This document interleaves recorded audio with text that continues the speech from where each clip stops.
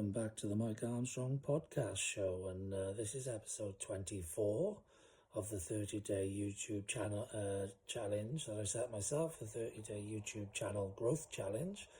I'm looking to try and increase my subscribers and my watch hours, so hopefully if you like my content you can watch some more of my videos and also subscribe to my channel. This episode I'm going to talk about mindfulness and creative thinking and creativity.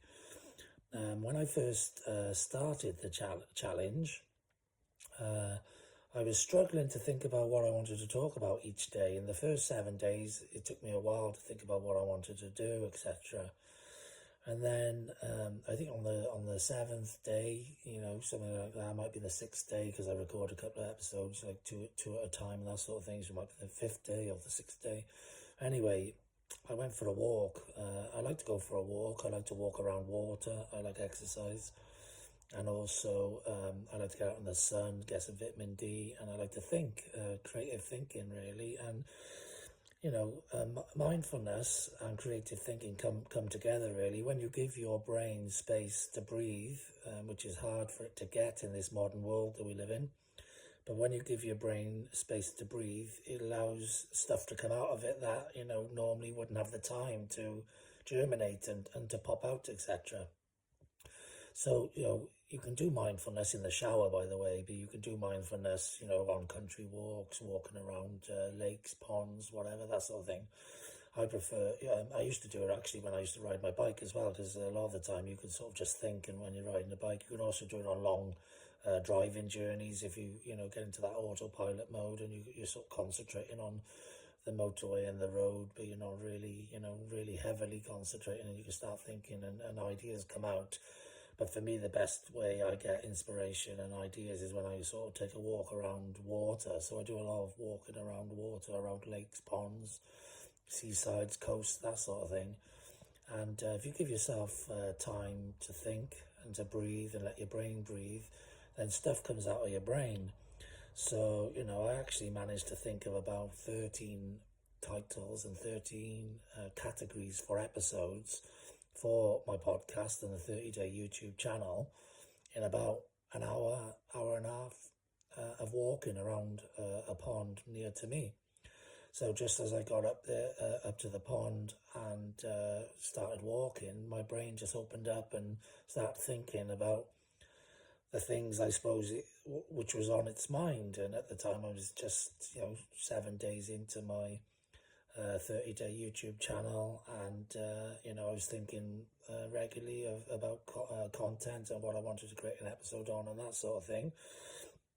And it just started spilling out of me what categories, what content, what titles, etc.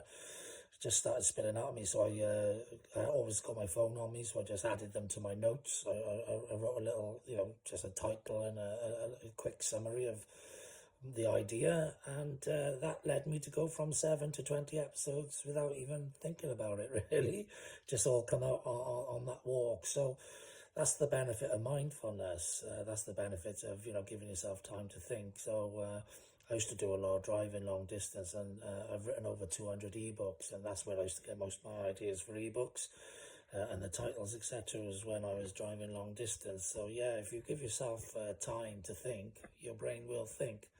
But if you're constantly jumping from one thing to another, living in this fast-paced world, then you don't give yourself time to think. So it's good for your brain to get that sort of relaxation and chill factor, but it's also good for business and for ideas and overcoming problems, to give yourself that time for your brain to sort of output what it needs to before it goes into that relaxation mode. So that's the benefit I get from mindfulness.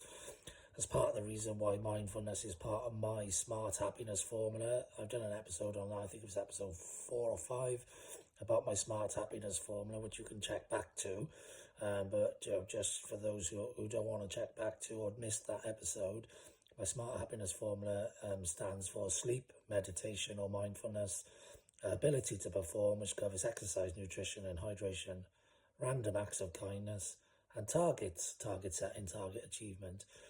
That's the elements that make up my smart happiness formula. But if you check out the smart ebooks or Mike Armstrong ebooks, or just hashtag smart happiness formula, you should find more content on that, either online for free or via low-cost ebooks, which you could subscribe to via the Michael Armstrong ebooks Gumroad shop, which I promote under the hashtag MAE store, so it stands for Michael Armstrong ebook store, or just look for hashtag Michael Armstrong ebooks and you'll find more information about my Smart Happiness Formula and some of the other titles that I thought of when giving myself mindfulness opportunities in long distance traveling.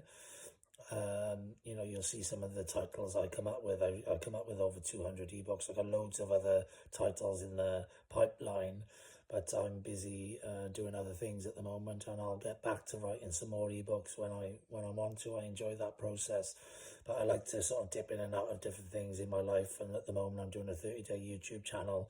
I also did my first TikTok live recently. I love to play around with technology and test different things because I'm a sales and marketing specialist, I'm a social media specialist, a business growth specialist, etc. And it's my job to go into all of the different things that people need to be able to use for their business, so that I can assess when I'm dealing with different people and giving different advice, etc. I can assess which things are best for them, because I know which things are best for me, having used everything. And some people are using things that they think are best for them, but there may be better alternatives, but they don't know about it.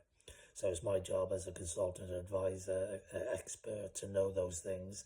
So that's why I like to delve into different worlds from time to time, become an expert in it, you know, spend 6 months or a year doing something. I spent a year doing my podcast before I'm doing these lives now.